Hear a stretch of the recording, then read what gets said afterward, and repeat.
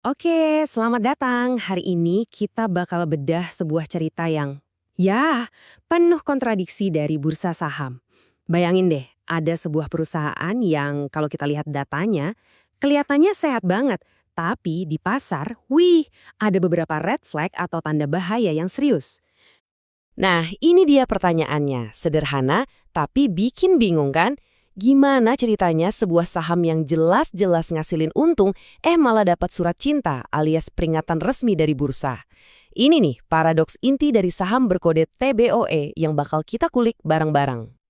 Oke, sebelum kita melangkah lebih jauh, kita kenalan dulu deh sama si TB ini. Penting banget buat ngerti bisnis intinya apa, biar kita paham konteks ceritanya. Jadi, gampangnya gini, TBE ini tuh kayak tulang punggungnya logistik energi. Coba bayangin mereka ini yang nyediain jalan tol dan terminal buat industri batu bara. Tanpa infrastruktur penting yang mereka sediain, ya udah rantai pasokannya bisa macet. Nah, bisnis inti inilah yang jadi dasar dari semua angka-angka keren yang bakal kita lihat sebentar lagi.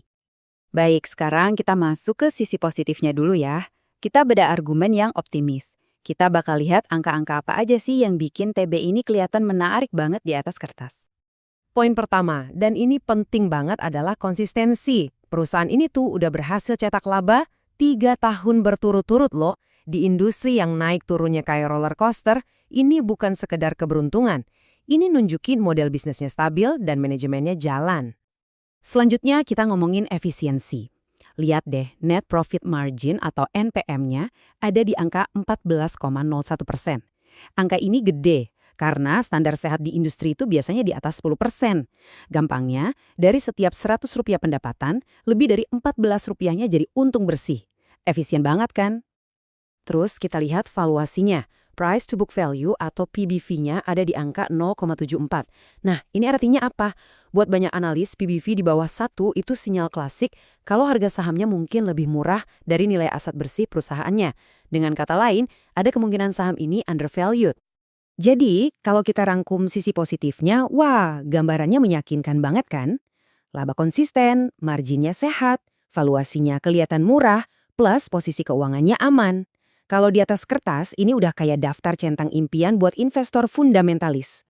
Tapi, kalau ceritanya cuma sebagus itu, ya pembahasan kita selesai sampai di sini aja. Kenyataannya, ada sisi lain dari koin ini yang sama sekali beda. Nah sekarang, ayo kita balik koinnya. Kita lihat sisi lain dari cerita ini. Sisi yang bikin pasar deg-degan dan bahkan sampai memicu peringatan serius. Meskipun labanya konsisten, ada satu metrik nih yang agak kurang ngendang. Return on equity atau ROI-nya. Angkanya 12,28%. Kenapa ini jadi catatan?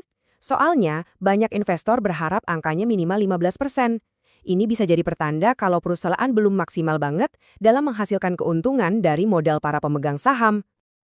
Nah ini dia masalah utamanya. Volatilitasnya ekstrim. Lihat aja di sini. Jarak antara harga terendah di 530 sama harga tertinggi di 4.530 dalam setahun itu jauh banget. Ini bukan sekedar naik turun biasa. Ini ayunan harga yang liar banget. Dan volatilitas ini bukan cuma teori loh. Kenyataannya, belum lama ini saham TBE itu anjlok sampai 43,4% cuma dalam sebulan. Nah, kecepatan dan dalamnya penurunan inilah yang akhirnya bikin regulator turun tangan. Dan ini puncaknya. Penurunannya itu drastis banget sampai-sampai Bursa Efek Indonesia atau BEI ngasih label resmi, Unusual Market Activity atau UMA.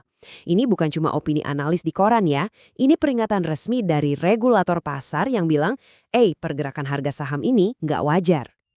Oke, jadi kita punya data yang saling bertentangan nih. Di satu sisi fundamentalnya kuat, di sisi lain risiko pasarnya tinggi. Terus gimana dong ke depannya? Nah, ada satu perkembangan penting yang perlu banget kita perhatikan. Ternyata perusahaan gak diem aja ngeliat volatilitas ini. Mereka lagi membangun masa depan. Lewat anak usahanya, mereka berhasil dapetin konsesi buat pelabuhan baru. Ini langkah strategis yang bisa jadi mesin pertumbuhan baru buat perusahaan di tahun-tahun mendatang. Dan ini bukan cuma rencana di atas kertas ya, proyeknya jalan cepat. Konsesinya dapat di September 2025 dan operasinya dijadwalkan mulai cuma beberapa bulan setelahnya, di kuartal keempat tahun yang sama. Jadi ada jadwal yang jelas dan potensi pendapatan baru dalam waktu dekat. Oke, sekarang mari kita tarik semua benang merahnya buat ngerti dilema utama yang dihadapi siapapun yang ngelirik saham ini. Nah, ini dia inti dilemanya. Kelihatan jelas banget di sini. Di satu sisi timbangan, kita punya fundamental yang kokoh, laba yang konsisten, margin sehat, dan valuasi yang kelihatan murah. Tapi di sisi lain, ada beban resiko pasar yang berat banget, volatilitasnya ekstrim, dan ada peringatan UMA resmi dari bursa. Benar-benar dua sisi mata uang. Pada akhirnya, ini balik lagi ke pertanyaan mendasar buat setiap investor. Kalau dihadapkan sama dua narasi yang saling bertolak belakang ini, mana yang lebih penting buat Anda? Fundamental yang solid atau sinyal bahaya dari pergerakan pasar? Jawaban Anda atas pertanyaan ini bisa jadi cerminan dari filosofi investasi Anda sendiri.